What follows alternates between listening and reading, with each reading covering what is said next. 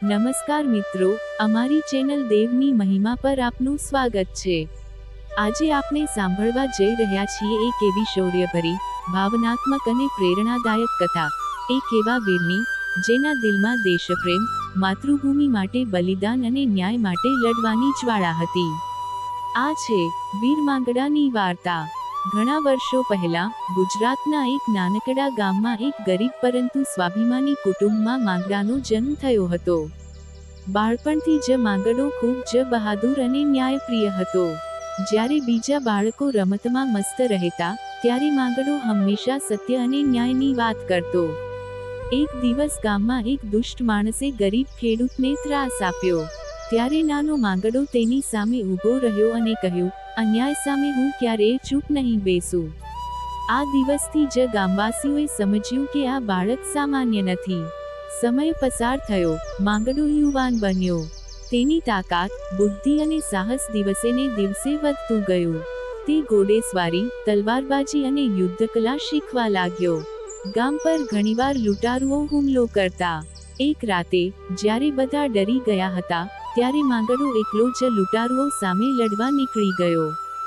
ભયંકર યુદ્ધ થયું, પણ અંતે માંગડાએ બધાને હરાવી દીધા।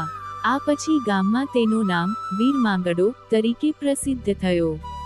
માંગડાના જીવનમાં એક સુંદર અને નિર્મળ હૃદયવાળી યુવતી આવી। તેનું નામ હતું રાધા। બંને એકબીજાને ખૂબ પ્રેમ કરતા, પણ માંગડાનો પ્રેમ માત્ર વ્યક્તિ માટે નહોતો, તેનો સૌથી મોટો પ્રેમ હતો તેની માતૃભૂમિ। એક દિવસ રાજ્ય પર દુશ્મનોનો હુમલો થયો। રાજાએ સહાય માટે બધાને બોલાવ્યા। માંગડાએ રાધાને કહ્યું, મારે દેશ માટે જવું પડશે। રાધાની આંખોમાં આંસુ હતા, પણ તેણે કહ્યું, માંગડા, તું જા, તારો કર્તવ્ય સૌથી મોટો છે। માંગડો યુદ્ધ મેદાનમાં પહોંચ્યો। દુશ્મન ખૂબ શક્તિશાળી હતો, પણ માંગડાનો આત્મવિશ્વાસ અડગ હતો। યુદ્ધ શરૂ થયું, તલવારો ટકરાઈ, ઘોડાઓ દોડ્યા, ધૂળ અને લોહીથી મેદાન ભરાઈ ગયું। માંગડો એક પછી એક દુશ્મનોને હરાવતો ગયો। તેના સાહસને જોઈને બધાએ આશ્ચર્ય પામ્યું। પણ યુદ્ધ દરમિયાન માંગડો ગંભીર રીતે ઘાયલ થયો। જ્યારે માંગડો જમીન પર પડ્યો, ત્યારે પણ તેના હોઠ પર સ્મિત હતું। તે ધીમે ધીમે બોલ્યો, મારો દેશ સુરક્ષિત છે, એ જ મારી જીત છે। તેના મિત્રોએ અને સૈનિકોએ તેની આસપાસ ભેગા થઈ ગયા।